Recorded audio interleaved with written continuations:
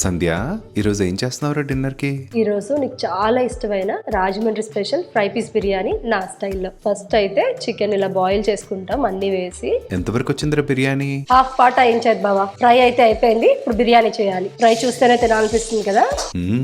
ఎంత బాగుందో కలర్ అసలు.